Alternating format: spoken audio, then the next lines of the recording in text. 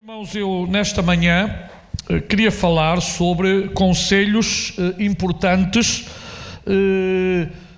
de Tiago para nós. Tiago, o apóstolo, certamente o autor da epístola que nós temos, portanto, na Bíblia, a epístola de Tiago. Amém? E então nós vamos ler, os irmãos abram as Bíblias, capítulo 5, versículo 7. Vamos iniciar no 7. Não vou ler os primeiros 6 versículos, mas vamos, portanto, ler a partir do 7 até ao 20 e extrair alguns conselhos que nos são dados pelo apóstolo no sentido de nos ajudar na nossa vida cristã diária. E se há alguém que necessita de conselhos espirituais, somos nós, porque acima de tudo nós acreditamos que a Bíblia é a palavra de Deus. E como acreditamos que a Bíblia é a palavra de Deus, e também fazemos questão de declarar que ela é a nossa única regra de fé, ok? Nós não temos outra, nós não seguimos outro livro, mas a Bíblia para nós é essencial, é importante, e nós não queremos afastar aquilo que acreditamos, aquilo que falamos, aquilo que pregamos, aquilo que ensinamos, não nos queremos afastar da palavra de Deus. Vamos ler então, diz assim: sede, pois, irmãos, pacientes, até à vinda do Senhor. Eis que o lavrador espera o precioso fruto da terra, aguardando com paciência, até que receba a chuva temporã e a serôdia. Agora diz: sede vós também, vós irmãos, pacientes, fortalecei os vossos corações, porque já a vinda do Senhor está próxima. Irmãos, não vos queixeis uns contra os outros, para que não sejais condenados. Eis que o juízo está à porta. Meus irmãos, tomai por exemplo de aflição e paciência os profetas que falaram em nome do Senhor. Eis que temos por bem-aventurados os que sofrem. Ouvistes qual foi a paciência de Jó e vistes o fim que o Senhor lhe deu, porque o Senhor é muito misericordioso e piedoso. Mas sobretudo, meus irmãos, não jureis nem pelo céu, nem pela terra, nem façais qualquer outro juramento, porque o que a vossa palavra seja sim, sim, e não, não, para que não caiais em condenação. Está alguém entre vós aflito? Ore. Está alguém contente? Cante louvores. Está alguém entre vós doente? Chame os presbíteros da igreja e orem sobre ele, ungindo com azeite em nome do Senhor. E a oração da fé salvará o doente, e o Senhor o levantará, e se houver cometido pecados, ser-lhe-ão perdoados. Confessai as vossas culpas uns aos outros, e orai uns pelos outros, para que sareis.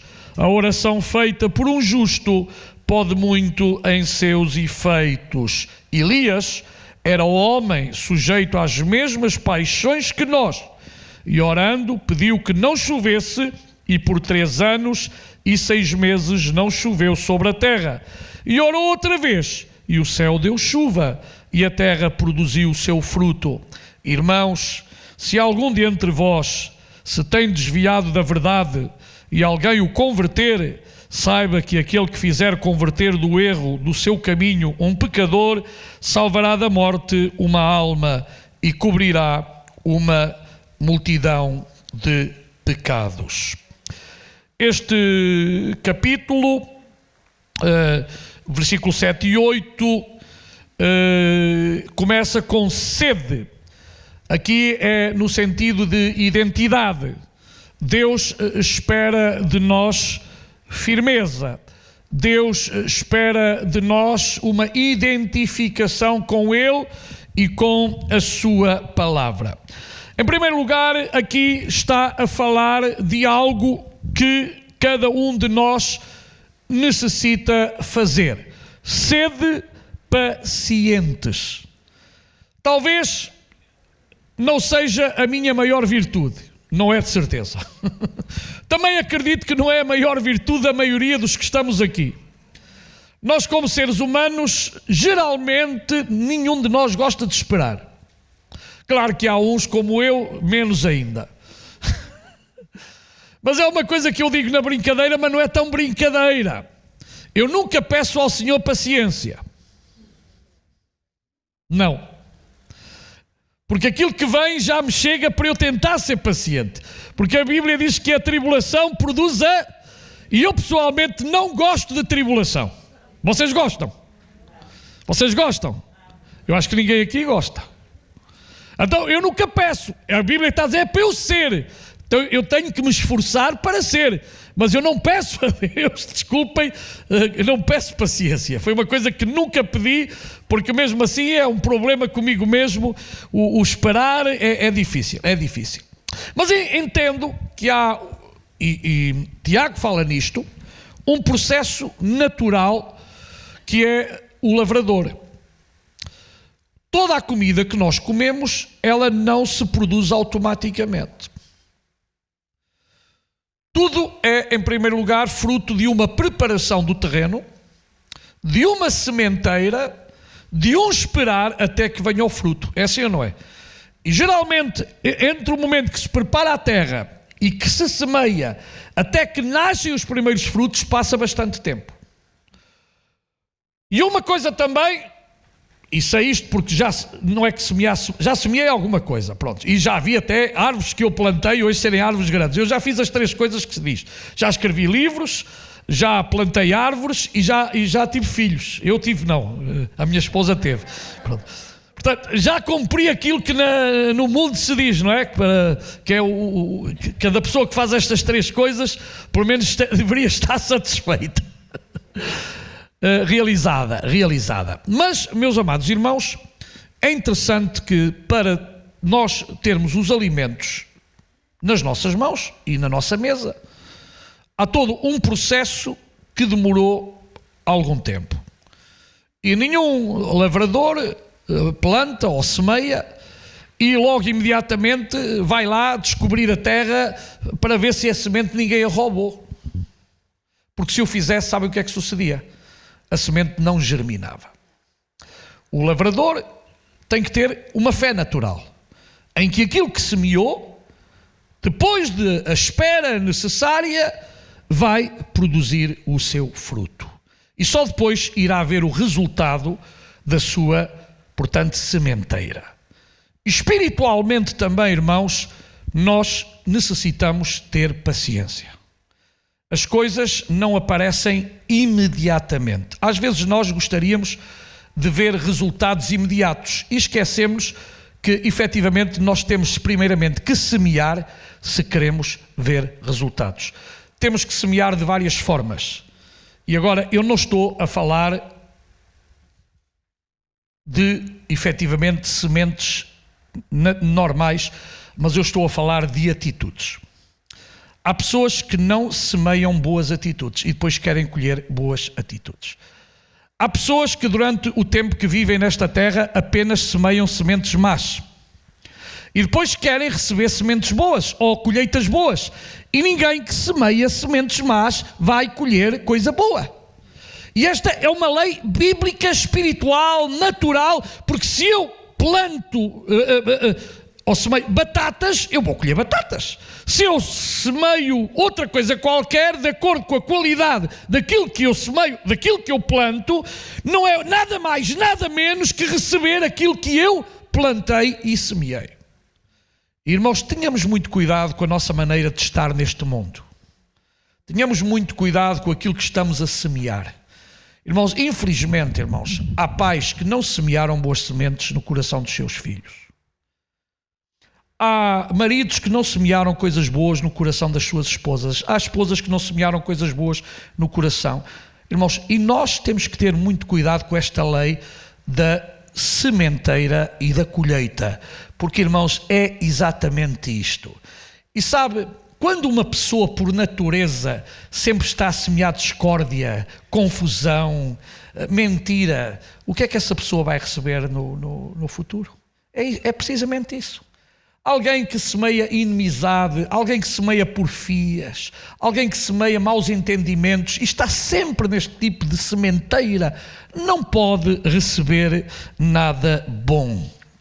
Então este exemplo interessante e significativo do lavrador ajuda-nos a pensar que na vida há tempo, e a Bíblia fala de tempo para todas as coisas.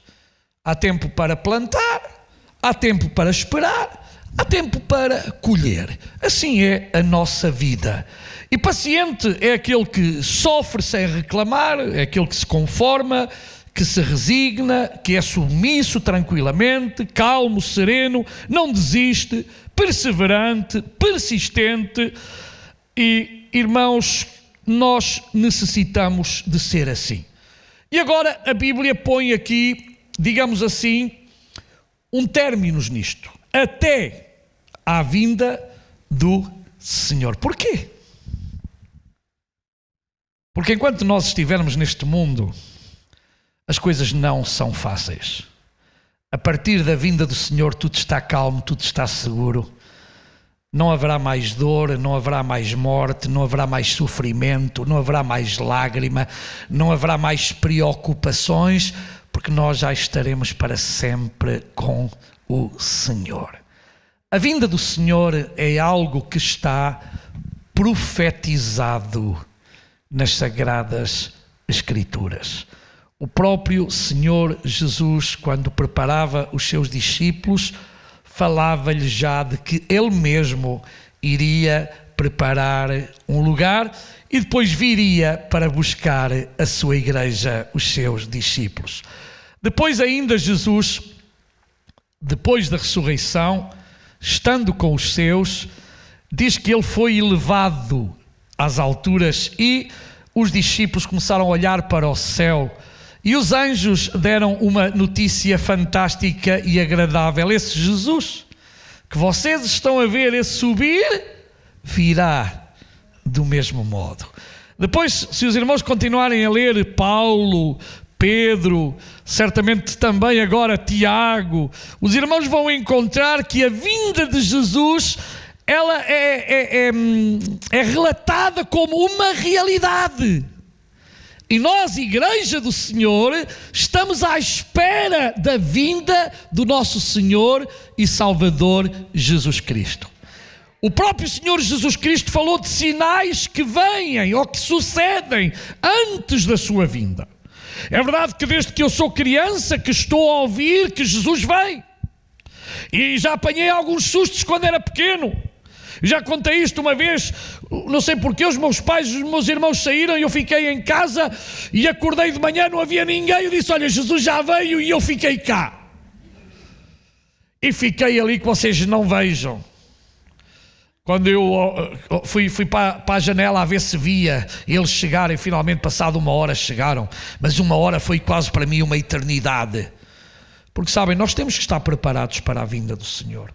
A Bíblia fala-nos que nós devemos estar preparados. Nós temos a história das 10 virgens. Apenas 5 estavam preparadas. As 10 estavam à espera, mas as 10, só 5 estavam efetivamente preparadas. Todos nós que estamos aqui, e uns será a primeira vez que estão a ouvir, a maioria já ouviu, que nós acreditamos que Jesus Cristo virá buscar a sua igreja. Mas será que todos que estamos aqui estamos preparados? Se Jesus viesse agora mesmo, temos todos a certeza que subiríamos com Ele? Não depende de Deus, depende de ti.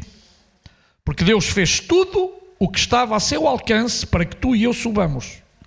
O impedimento és tu e sou eu, nunca é Deus. Ou o pecado que possa haver em nós, ou a falta de fé que possa haver em nós, mas da parte de Deus tudo está certo. Da nossa parte não sei, é cada um que sabe. Amém? Porque Jesus garantiu que todo aquele que nele crê tem a vida eterna. Amém? Então, meus irmãos, estejamos preparados para nos encontrarmos com Cristo. E é interessante que quer o capítulo 7, o versículo 7, o versículo 8 e o versículo 9 falam da vinda do Senhor. Aqui só. E eu não vou agora recorrer ao Evangelho segundo São João, não vou recorrer aos outros evangelhos, nem vou recorrer às outras cartas, porque não vou falar só da vinda do Senhor.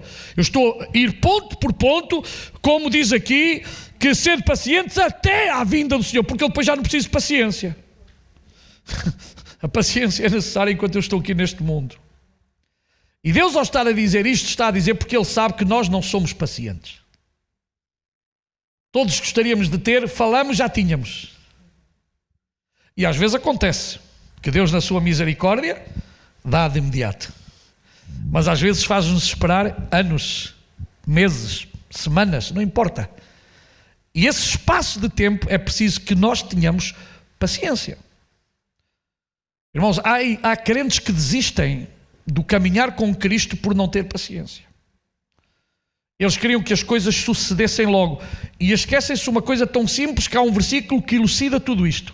Um dia para o Senhor são como 1000 anos. E com isto já nos tramou a todos, porque só vão 2 dias do mundo.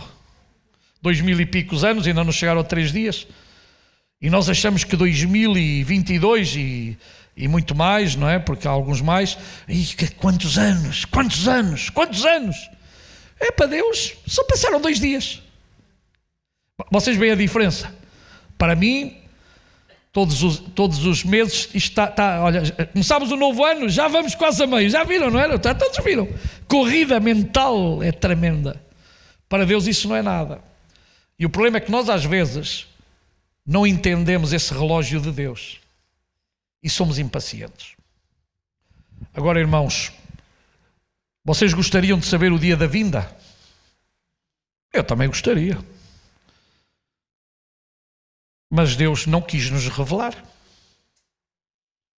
E se Ele não quis revelar, porque é que há aí pessoas a tentar adivinhar? Sabem que eu fico mesmo chateado quando ouço crentes a dizer: Jesus vem este ano. Eu não posso dizer que Jesus vem este ano. Eu posso vos dizer que Jesus poderá vir este ano. São 2 coisas diferentes. Jesus pode vir hoje, mas eu nunca posso dizer Jesus vem hoje. Essa é uma diferença muito grande. Sabe porquê? Porque nós não temos autoridade para dizer que Jesus vem hoje. Temos autoridade para dizer que Jesus vem. E está preparados todos os dias para a sua vinda. Mas nós não temos autoridade da parte de Deus para dizer. Desde que eu me conheço, já ouvi ou já li sobre pessoas que deram datas. Até hoje não se cumpriu nenhuma data dos homens, nem se vai cumprir. Porque isto não se trata de adivinhação de homens, nem de pegar na Bíblia e começar a fazer contas, porque eu sei que há gente muito boa em matemática, prontos. Mas a matemática dos homens não é a matemática de Deus. A matemática dos homens, desculpem, não serve para o céu. Porque inclusive o Deus que nós acreditamos é o Deus do sobrenatural. E de 5 peixes e 2 pães e o que for, não importa, Ele faz multiplicar para milhares e milhares de pessoas. Então esqueça quando você pensa que a sua matemática é a matemática de Deus. Não é. Deus, criador da matemática, está acima da matemática. Então não queira colocar as coisas dentro de 4 paredes e entender com a sua maneira de pensar as coisas de Deus, porque os pensamentos de Deus são mais altos que os seus e que os meus pensamentos. E nós temos que entender uma coisa: nós temos o sobrenatural de Deus. Eu só alcanço o natural, mas Deus tem o seu sobrenatural. E o sobrenatural não se entende, é milagre de Deus. Há pessoas que querem entender o sobrenatural, mas o sobrenatural não pode ser entendido a não ser pela fé. Amém?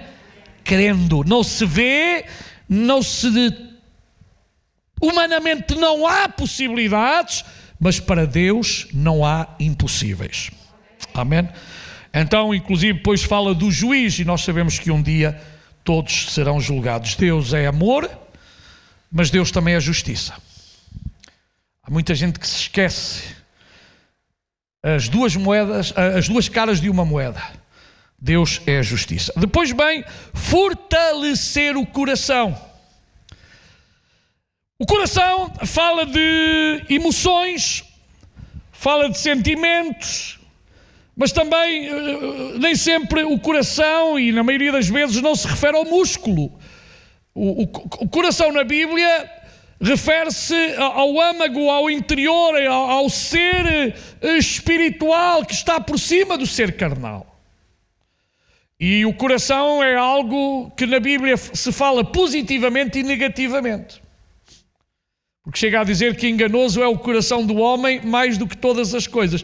Isto é, que a minha vida não tem que estar baseada em sentimentos, mas em convicções. É por isso que muita gente desiste do seu casamento, por causa de emoções. E se andássemos todos por emoções, nenhum de nós já estava aqui. Nós temos que andar por convicções, irmãos. Porque nós levantamos às vezes chateados ou não, ou levantamos mais uma semana, ou este problema hoje como é que eu vou resolver, e não sei o quê, ou se alguém nos faz alguma coisa, se nós não deixamos que Cristo ponha o seu amor no nosso coração, vem logo aquela coisa, pois vou-me vingar, vou fazer. Mas nada disso no cristão há direito, porque Deus está acima de todas as coisas. Portanto, nós não vivemos, irmãos, por emoções. Convicções, e convicções na palavra de Deus.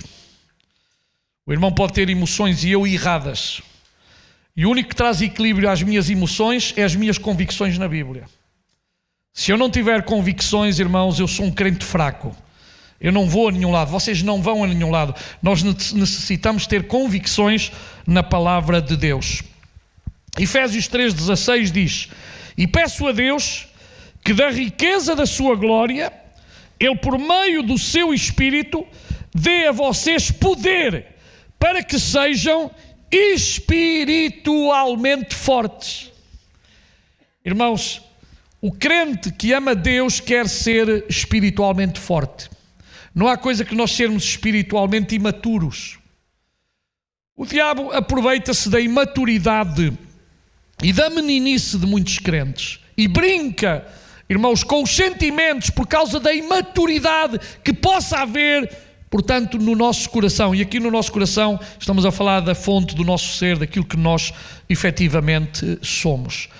A única fonte de fortalecimento dos nossos corações é a palavra de Deus, é a oração, é a presença do Espírito Santo. Nós, se queremos, digamos assim, carregar as nossas baterias espirituais, porque nós também temos baterias. E uma coisa boa é que a nossa bateria, se nós estivermos agarrados a Cristo, nunca se esgota.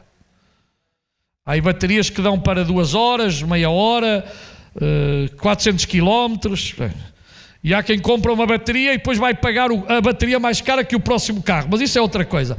Nós vivemos numa época que se fala de muita coisa, mas não se diz a verdade toda. Não sabiam isso? A pessoa vai comprar um carro elétrico e diz: agora vou gastar menos dinheiro. Andam uns anos, ou poucos, depende, e depois descobre que afinal a bateria era mais cara que o carro. Mas é outra coisa. É para vocês verem que vivemos num mundo de muita mentira, de muito engano, de muito oportunismo, de muita politiquice, mas nós queremos também ser guiados e dirigidos por Deus e pela sua palavra, porque se há alguém que nunca nos mente, nunca nos mentiu, nunca nos mentirá, é Deus. Não esqueçam isso.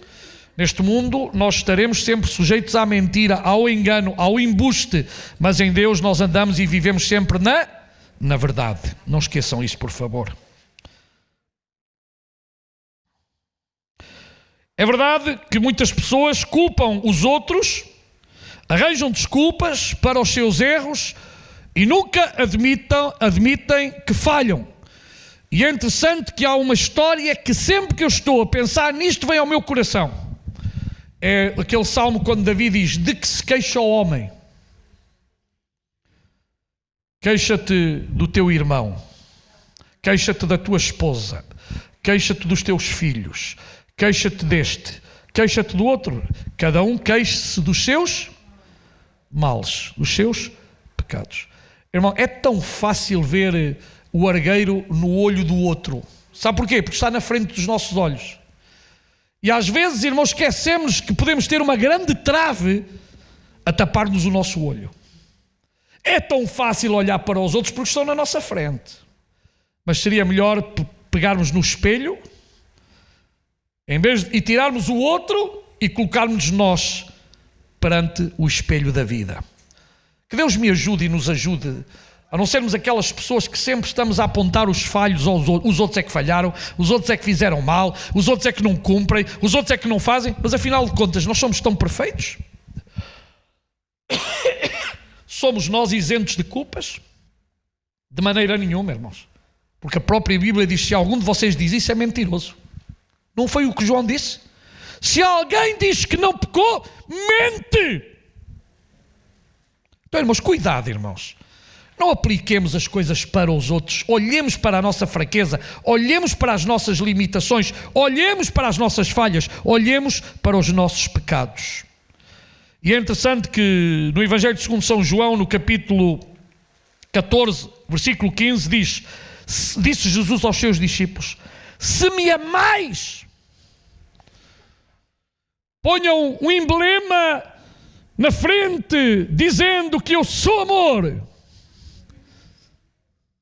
Ou no carro lá atrás, eu sou filho de Deus. É isso que diz a Bíblia. Vocês podem pôr, mas ponham-se corresponder àquilo que vocês vivem. Amém? Porque eu já vi gente com versículos da Bíblia no carro e depois, misericórdia. Se me amais, guardai os meus. Não é escrevei os meus mandamentos. Guardai os meus mandamentos. E o salmista chegou a dizer: a tua palavra guardei aonde? No meu coração, para não pecar contra ti. Fortalecer é aquilo que eu falei, fortalecer o coração. E o coração é fortalecido à medida que nós guardamos e praticamos a palavra do Senhor. Eu preciso, irmãos, nós precisamos fortalecer os nossos corações. Nós vivemos numa sociedade, num mundo efetivamente difícil. Mas não chega a apenas dizer que é difícil. Nós temos a obrigação de guardar os nossos corações. Porque o coração, irmãos, é um sítio muito bom, mas é um sítio terrível. E um coração ferido. Eu estou a ver agora, irmãos, estou a ver estes irmãos nossos e pessoas que não são irmãos, que estão ali na Ucrânia. E neste momento era o seu país, era a sua casa, era a sua terra, era o seu lugar de bem-estar, e de repente ficam sem nada, tudo é destruído, matam-lhes familiares, têm que fugir. Como é que está o coração destas pessoas? Eu amo os russos, dizem eles. E não são os russos que têm a culpa todos, é um maluco e uns quantos malucos que têm a culpa. Mas, irmãos, aqueles homens e aquelas mulheres que estão a passar por isto têm que guardar o coração para não deixar que o ódio, a vingança... Entendem o que eu estou a dizer? E mesmo nós como crentes, a primeira coisa a ouvir tudo isto é: se eu pudesse o Putin, desfazia-o todo. Não é? Não é verdade? Mas não pode ser, irmãos. Porque nós não podemos deixar que o nosso coração fique aqui com ódio, com amargura. Agora, é difícil? É difícil. Por isso é que a Bíblia diz de guardar o coração, irmãos. Porque sabe, um coração amargurado, um coração com rancor, um coração com ódio, é coisa terrível, irmãos. E Deus não quer que no nosso coração se aninhe nada destas coisas negativas que só vão prejudicar a nossa vida espiritual. Quantas pessoas, e eu tenho quase a certeza que mesmo estando aqui hoje, ainda têm lá coisa no coração contra alguém. Mas ele fez-me isto, mas ele disse-me aquilo, eu não lhe perdoo. E tudo isto vai contra a Bíblia. Porque nós temos que perdoar. Aliás, a Bíblia é muito clara. Se vocês não perdoam aos homens, também vosso Pai Celestial não vos perdoará a vocês. Não é o que a Bíblia diz. Não sou eu, irmãos. Eu não inventei nada aqui. Irmãos, nós temos que guardar o nosso coração. Porque o nosso coração pode ser a fonte do mais belo, do mais maravilhoso, do melhor, mas também o nosso coração leva muitos embates. Daí vocês terem necessidade a cada dia na presença de Deus. Nós até tínhamos um corinho muito antigo. Eu era pequeno na escola dominical e cantava: limpa o meu coração, ó Deus, limpa o meu coração, ó Deus, limpa, limpa, limpa, limpa o meu coração, limpa, limpa, limpa, limpa o meu coração. Porquê? O coração é o maior impedimento para o homem reconciliar-se com Deus, irmãos. E às vezes, irmãos, nós, eu não digo vós, nós aninhamos no nosso coração coisas que não são boas. E nós necessitamos ter o nosso coração limpo. Há feridas. Todos nós que estamos aqui, de certeza que já tivemos ou temos feridas. Feriram-nos, mas nós também ferimos. Não é verdade, irmãos? Mas sabe, nós não podemos permitir que o diabo se aproveite dessas feridas para nos fazer ser pessoas amargadas, pessoas rancorosas, pessoas, irmãos, com um trato difícil. Porque Deus quer limpar toda a lágrima. Deus quer tirar tudo aquilo que impede de eu ter comunhão com os meus irmãos e depois comunhão com Ele. Porque se eu que vejo o meu irmão não o amo, como é que eu vou amar a Deus a quem não vejo, diz a Bíblia. Então guarda o teu coração.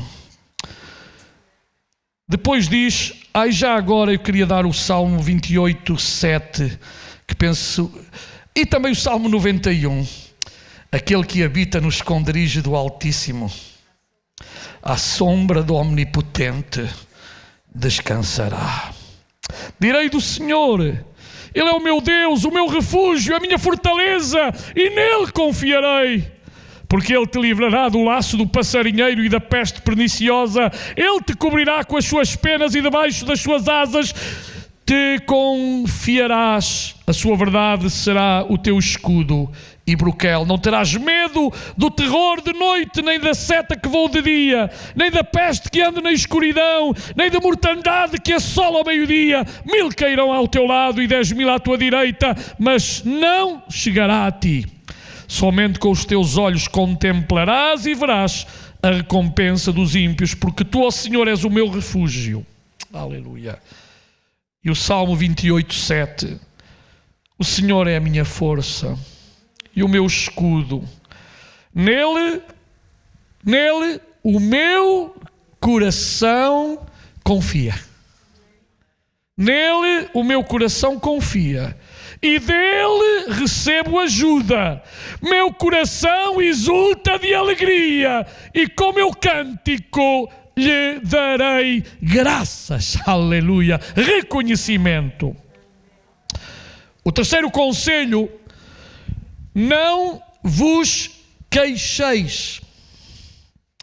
A queixa traz tristeza, traz mágoa, traz amargura, traz murmuração, produz um mau ambiente, quebra relacionamentos. Os crentes que se queixam acabam sempre por não viver na plenitude daquilo que Cristo preparou para nós. No tempo dos apóstolos, notava-se aquilo que também às vezes vemos nas nossas igrejas. Os maiores obstáculos para praticar a nossa fé muitas vezes não vêm de fora, vêm de pessoas que estão ao nosso lado, que estão no nosso grupo de igreja. Isto provoca uma sensação de mal-estar, de desconfiança e de desânimo. Daí Tiago dizer: não vos queixeis uns dos outros, irmãos. Irmão, irmã, em vez de te queixar, ora por esse irmão, ora por essa irmã, para que o Espírito Santo faça a obra que só Ele pode fazer. E de certeza, quando a nossa atitude é de orar uns pelos outros e não de murmurarmos uns contra os outros ou queixarmos uns dos outros, irmãos, veríamos coisas diferentes acontecer. Ele pede aqui para sermos pacientes e certamente, irmãos, termos compreensão. Portanto, depois também diz, irmãos, que as contendas e as porfias não trazem bênção à igreja. Os partidarismos, as inimizades, os ciúmes, as iras, as discórdias, tudo isto destrói apenas. Eu já vi, irmãos, igrejas serem destruídas por causa destas coisas. Eu já vi igrejas perderem a sua saúde espiritual quando há grupos que se unem para murmurar, para falar mal, para destruir. Eu já vi pastores serem destruídos por causa disto também. Já vi crentes serem destruídos por causa de murmurações. Os irmãos, só para verem, eu esta semana recebi uma carta e quando eu vi a carta vinha uma pessoa, não importa, um colega, não é? E eu disse, quando vi, não, isto não é esta pessoa. Efetivamente, eu fui logo fazer uma investigação, que é o meu dever como Presidente Nacional, investigar, e não era essa pessoa, só porque tinha o mesmo nome. E eu fiz logo, era uma chamada internacional, tive que telefonar e mandar a fotografia do nosso colega, que não tinha nada a ver com essa situação, mas chamava-se com o mesmo nome. Vocês já viram, só porque te chamas o nome da mesma pessoa? Já aconteceu pessoas serem presas e não serem essas pessoas, porque eram apenas parecidas. Irmãos, nós temos que ter muito cuidado. Daí, irmãos, há uma coisa muito boa. Quando o irmão ou a irmã ouve alguma coisa de outro irmão, diga a essa pessoa, olha, saiba que eu vou lhe perguntar. Acabava a murmuração. O problema é que aqueles que murmuram contam que o outro não vai dizer nada a ninguém. Irmãos, por favor, quando você ouvir alguma coisa do seu pastor, venha ter com o seu pastor e pergunte, pastor, isto é verdade ou é mentira?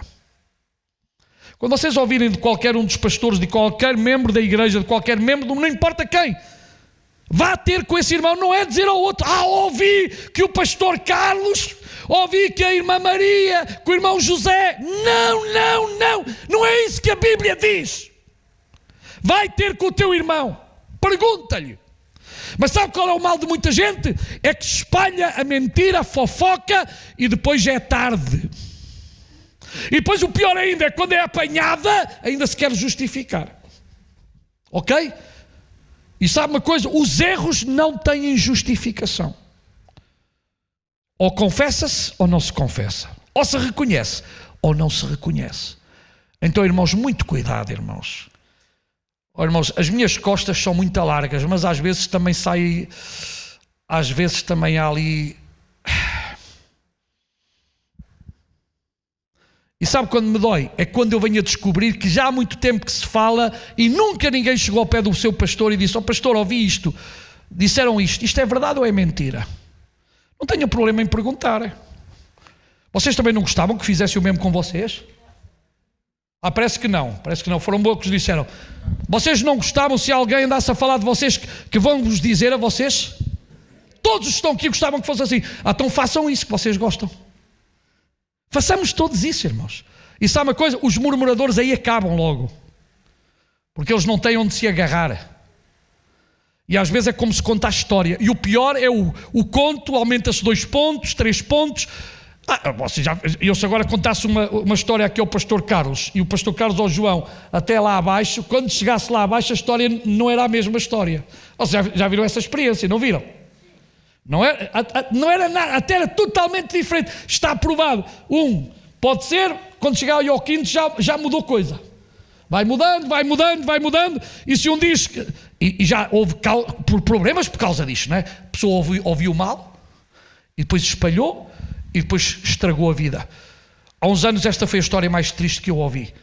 Uma mulher que não gostava do pastor foi dizer que o pastor lhe quis fazer mal. O homem perdeu a igreja, perdeu a família. Entretanto passaram muitos... O homem vivia de esmolas na rua E aquela mulher que tinha levantado todas essas calúnias teve um cancro de morte. No leito da sua morte confessa que ela tinha inventado isso tudo contra o pastor. Entretanto, aquela mulher de pastor já se tinha casado, os filhos já estavam grandes. O homem, quer dizer, não serviu de nada, só serviu a sua honra, passado 30 anos. Mas já tinha a vida toda destruída. Irmãos, já viram como uma murmuração, uma pessoa com um coração mau pode destruir vidas de outras pessoas, irmãos? E os irmãos sabem que é verdade, isto acontece no dia a dia, na sociedade, acontece em qualquer lado. Que Deus nos guarde, que Deus nos ajude. Daí a Bíblia dizer: guarda o teu coração. Irmãos, guardemos o nosso coração, porque o nosso coração é a entrada de todas as coisas, também é a saída, mas é a entrada. Põe bastantes filtros no teu coração para não entrar poluição, e o melhor filtro é a oração e a palavra de Deus. Amém? Esse é o melhor filtro. Depois, o nosso exemplo deve vir da Bíblia. Sigamos os bons exemplos da palavra de Deus. Mas ó pastor, a Bíblia tem maus exemplos? Tem. Porque a Bíblia não é um livro que te quer tapar pecados a ninguém. Há livros aí que a ideia é tapar os pecados. A Bíblia não tapa pecados de ninguém. A Bíblia descobre o pecado dos líderes. Mas sabe porque é que está lá tudo isso? É para eu não fazer. Os maus exemplos da Bíblia não estão lá para eu seguir, para eu os fazer. Estão lá para eu não os praticar. E há pessoas que pensam: não está na Bíblia, posso fazer. Aqueles que querem arranjar várias mulheres. Mas Abraão, mas sempre vão ali ao Antigo Testamento. Esquecem-se que Deus criou homem e mulher e foi um casamento. Amém? Foi isso que Deus criou. Depois os homens, como sempre, vão inventando. É como as religiões: um ponto aqui, um ponto ali, um aumento ali, um aumento acolá, e as coisas perderam a simplicidade, perderam a originalidade, perderam o bom. Mas cuidado, irmãos, quando nós queremos usar a Bíblia para nos defender a nós não precisamos da Bíblia para nos defender, porque quem nos defende é Deus. Amém? Cuidado, irmãos, quando se arranjam versículos fora do texto, com pretexto. A própria Bíblia diz que não há Deus, também não diz? Quem é que diz? O nécio. Então está lá escrita: não há Deus, não há Deus. Claro que há Deus, mas o nécio é que diz que não há. O louco, o insensato. Cuidado, irmãos, quando nós pegamos nos versículos. E há aí gente que pega nos versículos para tudo e para mais alguma coisa. Fora do contexto não se pode fazer. Depois nós temos aqui: não devemos jurar. Isto é um assunto muito polémico. Eu quero-vos dizer que aqui Jesus não parece estar a proibir todo o tipo de juramento. O próprio Senhor Jesus, falando com o sacerdote, ele deu o seu depoimento, e Paulo usa essa experiência aos Romanos 1:9, onde toma Deus como testemunha dos seus esforços de oração pelos crentes. Ele põe Deus como testemunha. E por fim, até o próprio Deus usou de juramento para mostrar a seriedade das suas promessas. Logo, não me parece que todo o tipo de juramento esteja proibido por Jesus e que haja pecado. Agora, o que Deus quer salientar, irmãos, é que nós não podemos usar o juramento, irmãos, para de alguma maneira esconder a verdade. E os irmãos sabem que eu sou muito bíblico nisto. A Bíblia diz: o vosso sim seja sim e o vosso não seja não. E entre nós cristãos devia chegar apenas isto. Eu pergunto ao irmão João Ludovico, desculpa que está aqui na frente hoje, uso: irmão João, isto é assim ou não é? E ele diz: pastor, não é. Eu acredito na palavra dele, porque ele é meu irmão na fé. Eu, quando estou a falar com um irmão na fé, deveríamos chegar à palavra dele, correto? Agora, quando eu vejo alguém: mas pastor, eu juro pelo céu, pelo inferno, pela terra, pela família, pela sogra, pelo sei quê, eu digo: opa, aqui há gato com o rabo de fora. Porque o cristão não precisa de jurar neste sentido. Entre nós a palavra deveria ser suficiente. O amém é muito fraquinho. Para nós a palavra deveria ser suficiente. Mesmo na sociedade, os mais antigos são do tempo em que se dava um aperto de mão, e esse aperto de mão servia muita coisa. Hoje não chega. Às vezes até um contrato feito por advogados ainda pode ter problemas. Mas antes não, aquele papel de merceeiro. Eu cheguei a ler papéis de merceeiro onde era assinada a venda de terreno, é? Eu vendia fulano de tal o terreno. Hoje não vale nada, é? Nem sequer vale para outras coisas. Mas, irmãos, isto era porque nós tínhamos uma cultura da palavra. Na nossa sociedade a palavra valia muito mais que vale hoje. Mas é que entre os cristãos isto não devia ter passado de moda. A palavra do cristão tem que valer muito, irmãos. Um amém muito fraquinho. Se eu digo sim, é sim. Se eu digo não, é não, irmãos. Cuidado, irmãos. E é isto que Jesus e Tiago está a dizer. Que o vosso sim seja sim, que o vosso não seja não.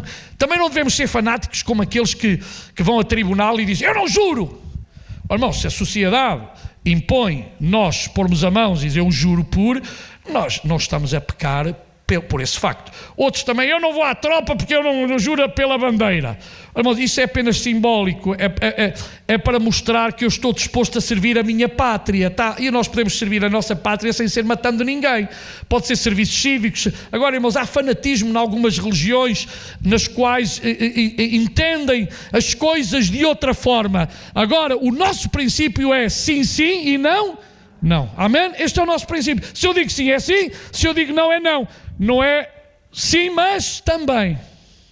Sim e não. Uma das coisas que um dia fui mesmo aos arames, como se diz. Houve uma pessoa que me disse isto assim, ainda me lembro hoje, e já foi há 40 e tal anos. Se eu disse sim, dou o dito por não dito. Eu era jovem nessa altura, eu fiquei, irmãos, não foi esses os princípios que me tinham ensinado os meus pais, mas também não foi na Bíblia que me ensinaram esses princípios. E eu, da pessoa que foi, fiquei, olha que eu demorei anos a ser curado sobre o que essa pessoa me disse. Que essa pessoa tinha falado comigo e tínhamos chegado a um acordo sobre uma situação. E depois eu estava a falar com a pessoa, passado um mês, não foi anos, um mês. Se eu disse sim, agora digo não, porque eu dou o dito por não.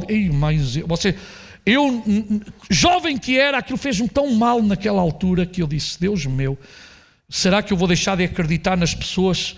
E era uma pessoa que era crente, ainda pior, não é? Porque no mundo, a mim já vi tanta coisa. Como eu digo na brincadeira, quando eu vi já um cão a conduzir um carro, já sou capaz de ver tudo, não é? Então a nossa palavra deve ser sim, sim e não, não. E a Bíblia diz o que passar disso vem do maligno. E o maligno é o pai da mentira, é o diabo. Oração. A oração, diz também para orarmos, a oração é a maior arma que Deus colocou à disposição do ser humano para vencer qualquer obstáculo e alcançar a vitória. Quantos acreditam no poder da oração? Meus irmãos, há um poder sobrenatural na oração. A oração é eficaz. E os irmãos veem o exemplo da Bíblia. Diz, Elias era como tu e como eu. Vocês sabem que Elias teve um sucesso tremendo com a morte dos profetas de Baal, teve um auge espiritual e logo a seguir a Jezabel diz, vou-te tirar a vida. E o Elias fugiu. Quer dizer, não teve medo de tantos homens e vai ter medo de uma só mulher. Ai, Senhor, eu não vou dizer mais nada, nem na brincadeira. E hoje não está a minha Maria, nem sequer brinco. Mas os irmãos já viram um homem que Deus usou tremendamente, um homem como nós, diz, a Bíblia diz, sujeita às mesmas paixões que nós. Uma vitória tremenda. E a seguir tem medo de alguém que o ameaça. Isto significa que nós somos fracos. Por isso a Bíblia diz, orai sem cessar. Orai sem cessar. Nós precisamos da oração. E Jesus, o que é que disse aos seus discípulos? Vigiem e orem para não caírem em tentação. Vigiem e orem para não cair em tentação. Agora vem outra parte, cante louvores. Cante louvores. Já cantamos. Amém? Amém? E sabem, Deus é o único que merece ser louvado. O louvor, até há um livro que tinha esse título, o louvor que liberta. E eu acredito que muitas vezes nós estamos tristes e começamos a louvar a Deus. E logo mais o Senhor traz alegria ao nosso coração. É bom ter o hábito de louvar, é bom ter o hábito de, irmãos, na nossa casa, em qualquer lugar, estarmos a cantar louvores ao Senhor. Isso é bom, isso também traz fortaleza às nossas vidas. Amém. Depois, chamar os pastores. Não sei se vocês sabiam, mas os pastores não são adivinhos. Aqui a Bíblia diz chamar, ou seja, se alguém está doente, precisa de oração, telefone e diga: irmão, ore por mim. Eu não sei se os irmãos são conscientes, mas nós neste momento temos 30 congregações. Não sei se vocês são conscientes, mas já passámos de 1000 e tal pessoas. Não sei se vocês são conscientes, mas a família é muito grande e nós precisamos da ajuda todos uns dos outros. E se o irmão sabe de alguém que está doente, está necessitado, ajude-nos aos pastores e aos irmãos responsáveis para nós podermos chegar a todos aqueles que necessitam e podermos orar. Depois confessai uns aos outros. Este confessar não é por obrigação. É que se eu falhei com o pastor Carlos, eu tenho que chegar ao pé do pastor Carlos e pedir-lhe perdão. E a outro irmão a mim. É o pedir, é o confessar tudo isto. E vou avançar que o tempo vai andando. Depois, meus amados irmãos, nós temos também aqui, finalmente, ajudarmos os fracos. E Romanos 15, 1-3 diz: nós que somos fortes na fé, e aqui o fortes não é que somos melhores, estamos naquele dia, devemos ajudar os que são fracos, devemos ajudá-los nas suas fraquezas e não tentar somente agradar a nós mesmos. A nossa missão também é ajudarmos uns aos outros. Irmão, ajuda o irmão que está ao teu lado.